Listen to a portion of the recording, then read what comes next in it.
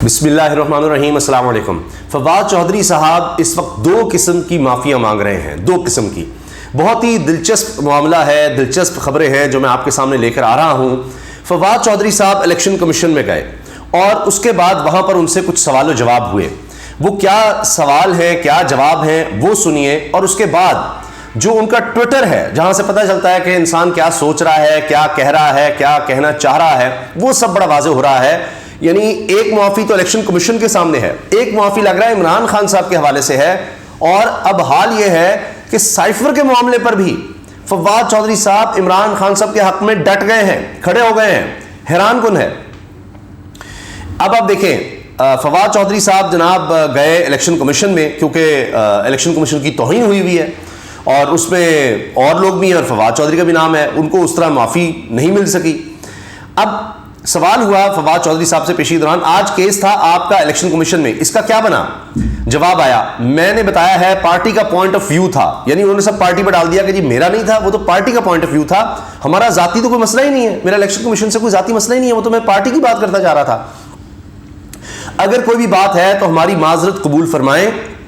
अच्छा, इन्होंने chief election commissioner को बड़ी तनकीद का निशाना बनाया था कि जनाब ये तो उनका माउथ पीस बना हुआ है और ये कि इलेक्शन ही लड़ लें, और इस तरह बहुत सी बातें की।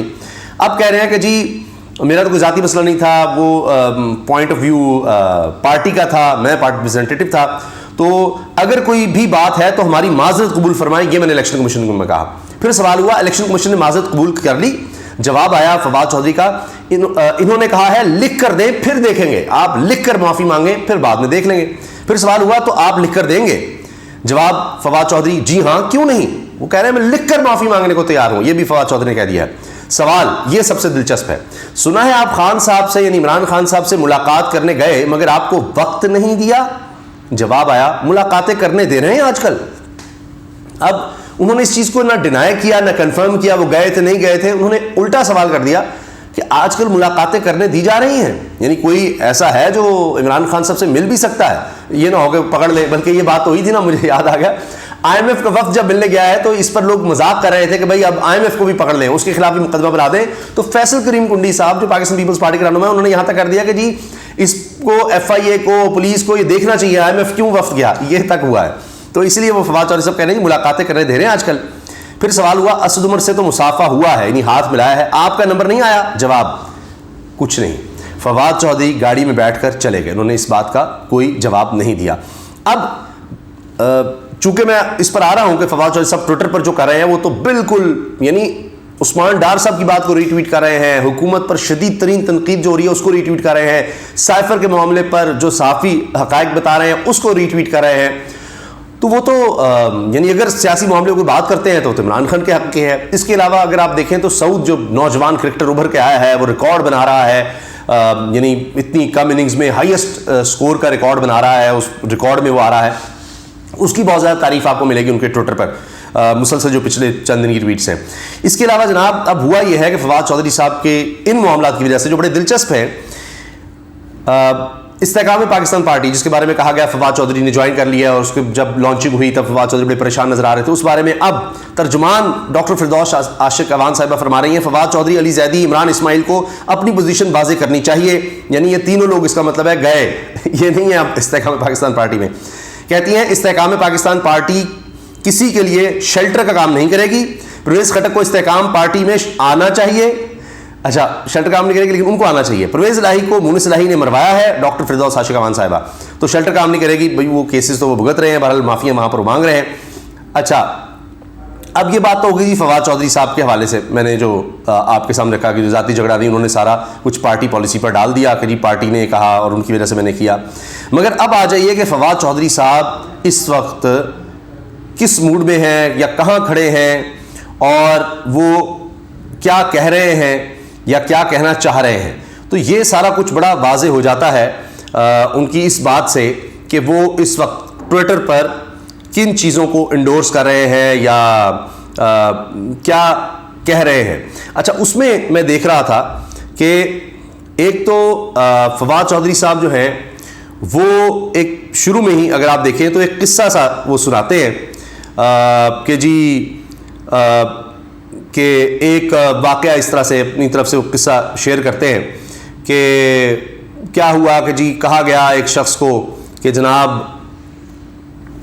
आप पॉलिटिशियन हैं तो आपको एक दिन हम जन्नत में रखेंगे, एक दिन दोज़ख में, और आप दोनों का वो देख लें जाने से पहले कि आप किधर जाना चाहते हैं। उसने कहा जी अच्छा आप मुझे दिखा दें।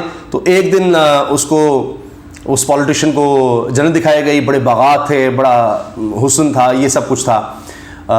फिर उसको जनाब दोज़ख में जाया गया। तो कह रहे हैं ये फवाद सब, इसको बड़ा लंबी चौड़ी वो एक ट्वीट है अंग्रेजी में, उसको मुख्तसर कर रहा हूँ कि वहाँ पर शैतान जनाब बड़ा तैयार शर खड़ा था। उसने कहा जी आ जाएं आप। और जब दोज़ख में जाया गया तो पॉलिटिशियन को तो कहा गया कि ये 5 स्टार होटल है, बैठे वहाँ पर पूल खाने शाने ये सब कुछ था।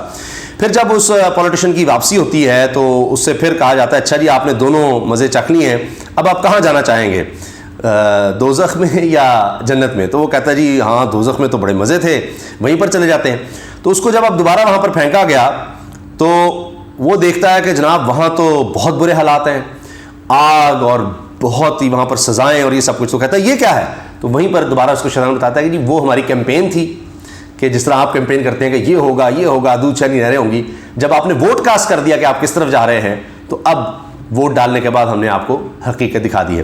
तो यानी पॉलिटिशियंस जो हैं वो कहते कुछ हैं करते कुछ हैं। बहरहाल अच्छा अब आप ये देखिए, एक तो ये कोई पाशा साहब इसका उन्होंने ये रिट्वीट किया जो सारा वाक़या मैंने आपको सुनाया है। इसके अलावा जनाब फवाद चौधरी साहब ने रिट्वीट किया है कुछ घंटे कबल के आमिर मतीन साहब को कि जनाब ये देखें अगर 45 रन सऊद और बना जाता है नौजवान तो डॉन ब्रैडमैन का रिकॉर्ड तोड़ देता कि 6 टेस्ट के बाद जो है इसने 818 रन बनाए हैं। इसी तरह मुसलसल वो बड़ी तारीफ कर रहे हैं सऊद की। अच्छा इसके अलावा फवाद चौधरी साहब ने लिखा है, खुद जो ट्वीट किया है, रेडियो बहुत अहम है लेकिन चलाने का तरीका दुरुस्त नहीं, सारे प्राइवेट रेडियो मुनाफे में है और सरकारी रेडियो तबाही का शिकार, क्योंकि अब ये पता चला है कि जी 15 रुपये आपको और फीस देनी पड़ेगी, 35 रुपये पीटीवी की और 15 रुपये रेडियो की। उस पर तनकीद की फवाद चौधरी साहब फिर लिखते हैं अपनी नाअहली का बदला आवाम से लेने की एक और मिसाल, पाकिस्तान टेलीविजन को मुनाफे में ले आए थे, अब वो भी दोबारा खसारे में चला गया है। रेडियो पाकिस्तान में सियासी भर्तियों को पालने के लिए आवाम पर टैक्स लगाना इंतहाई भोंडा आइडिया है, इसको तनकीद का निशाना बना रहे हैं। अच्छा फ्रिया दरीस साहिबा साफ़ी हैं, उनकी एक ट्वीट है जिसमें वो कह रही हैं कि जी ये जो जर्नलिस्ट क्लेम कर रहे हैं कि जी जो साइफर है वो हमने देखा हुआ है, हमें दिखाया हुआ है, तो इसकी गवाही देती हैं कि जी वहाँ पर जब आखिरी दिन था इमरान खान साहब बतौर वज़ीर आज़म तो वहाँ पर कुछ साफ़ियों को बुलाया गया और उसमें जनाब पहले असद उमर ने बताया कि इसमें क्या है साइफर में, फिर इमरान खान साहब ने बताया, उन्होंने कहा जी एग्जैक्ट हम आपको तब तक नहीं दिखा सकते क्योंकि ऑफिशियल सीक्रेट एक्ट है, तो जब तक काबीना इसको डी क्लासीफाई नहीं कर देती फिर हम दिखा सकते, लेकिन वो हमें कभी नहीं दिखाया गया। वहाँ पर अरशद शरीफ मरहूम मौजूद थे, मुईद पीरज़ादा साहब थे, इमरान रियाज थे, साबिर शाकिर थे, सब थे, तो किसी को नहीं दिखाया गया। सब झूठ है कि जी उसको डी क्लासीफाई करवा कर या साफ़ियों से शेयर किया गया।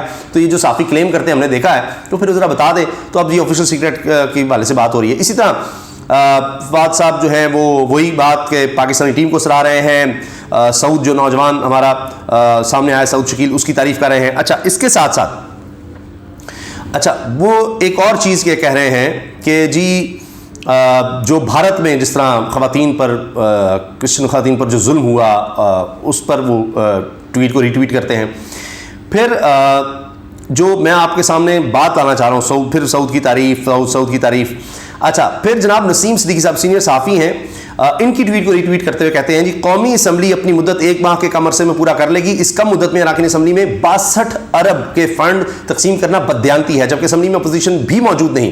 इलेक्शन कमिश्नर साहब ख्वाब खरगोश से जागने वक्त है, इतनी जानिबदारी अच्छी नहीं, आवाम सब देख रही है। यानी एक तरफ वो कह रहे हैं इलेक्शन कमिश्नर से माफ़ी मैं लिख कर मांगने को तैयार हूँ, दूसरी तरफ एक ऐसी ट्वीट को रीट्वीट कर रहे हैं जिसमें इलेक्शन कमिश्नर पर भी तनकीद हो रही है कि 62 अरब रुपये ये जाने से पहले तकसीम कर रहे हैं, ये सियासी रिश्वत है, ये किस तरह से इसको रोका जाए। अच्छा फिर इसके साथ जनाब फवाद चौधरी साहब कहते हैं कि नादिया नक्की साहिबा को रीट्वीट करते हैं, prisoners of radio Pakistan will not pensioners वो भी पेंशनर्स प्रिजनर्स की तरह ही हैं जनाब, जिनकी अब तनख्वाहें नहीं दी जा रही। will not forget that this government didn't pay the pensioners since April, but they have the money for laptop schemes, for parliamentary schemes, etc. इसको रीट्वीट करते हैं। फिर फ़हीम अख्तर मलिक ये भी साफ़ी हैं, इनकी रीट्वीट कर रहे हैं कि जी इलेक्शन कमीशन ने वोटर्स तादाद और उम्र के मुताबिक डाटा जारी कर दिया, आइंदा इंतखाबात में नौजवान वोटर्स का कलीदी किरदार होगा। आम इंतखाबात के लिए अहल 45% से ज़ायद वोटर्स 35 साल से कम उम्र के हैं। मुल्क में रजिस्टर्ड वोटर्स की तादाद 12,60,66,000 से जायद हो गई। इलेक्शन कमीशन यानी इसको सराह रहे हैं और नौजवानों की पार्टी किसको आ जाता है तहरीक इंसाफ उस वाले से। उस्मान डार को उस मालदार के लिखे को रीट्वीट कर रहे हैं फवाद चौधरी साहब। कहते हैं तोशाखाना की बेड शीटें तक हड़प जाने वाले ख्वाजा सिर्फ लैपटॉप के बदले नौजवान नस्ल की वफादारी खरीदना चाहते हैं। ख्वाजा साहब, आपके लीडर ने अपने लंदन के फ्लैट बेचकर या आपने अपनी नाजायज हाउसिंग सोसाइटी गिरवी रखकर ये लैपटॉप नहीं खरीदे। ये अवाम ही के खून पसीने की कमाई है। आपकी गाड़ी में अवामी टैक्स के पैसे का पेट्रोल डाला जाता है, तो आप बताएं क्या आप अवाम के वफादार हैं? उन्होंने जब तनकीद की ख्वाजा सिंह ने कहा जी लैपटॉप ले रहे हैं शहबाज शरीफ से और तस्वीर इमरान खान की लगा रहे हैं, उस पर इन्होंने ये जवाब दिया था। फिर इस पर इसको भी रिट्वीट किया फवाद चौधरी साहब ने, इसमें हुकूमत पर और ब्यूरोक्रेसी पर तनकीद है। गवर्नर हाउस मरी और forest rest house chief secretary Punjab की बेटी की मंगनी के लिए 2 दिन के लिए 250 मेहमानों के लिए बुक है। मुल्क की मईशत की सूरत हाल देखें और इस मकरू चेहरा अशराफिया की मेरे टैक्स के पैसे पे अयाशियां देखें। निजी तकरीब को इंतजामिया की तरफ से दिया जाने वाला प्रोटोकॉल देखें। अच्छा, ये जनाब फवाद चौधरी साहब की ट्वीट्स हैं, रीट्वीट्स हैं, जहाँ पर वो इमरान खान का साथ देते हुए भी नज़र आ रहे हैं, हुकूमत पर शदीद तनकीद भी करते नज़र आ रहे हैं। तो अब यानी लगता यह है कि यहाँ से भी इमरान खान से भी असल में वो माफ़ी मांग रहे हैं या माफ़ी चाह रहे हैं कि इमरान खान साहब भी जाने दें कि जी वो मैं उधर चला गया था, मजबूरी थी या प्रेशर था, जो भी था, लेकिन हकीकत में आपके साथ हूँ, वहाँ तो बात बननी नहीं और उनका कोई मुस्तकबिल नहीं भी नहीं है। और यहाँ पर इलेक्शन कमीशन के साथ भी वो माफ़ीनामा देने को, लिख कर देने को तैयार है। तो देखते हैं कि क्या होता है। अभी तक तो इमरान खान साहब की स्टेटमेंट यही है कि अगर मैं जो लोग इस तरह छोड़कर चले गए उनको माफ़ कर देता हूँ, तो फिर जो लोग मेरे साथ खड़े रहे, डटे रहे, जिन्होंने इतना जुल्म सहा, तो मैं उनको फिर क्या मुँह दिखाऊँगा। अल्लाह हाफ़िज़।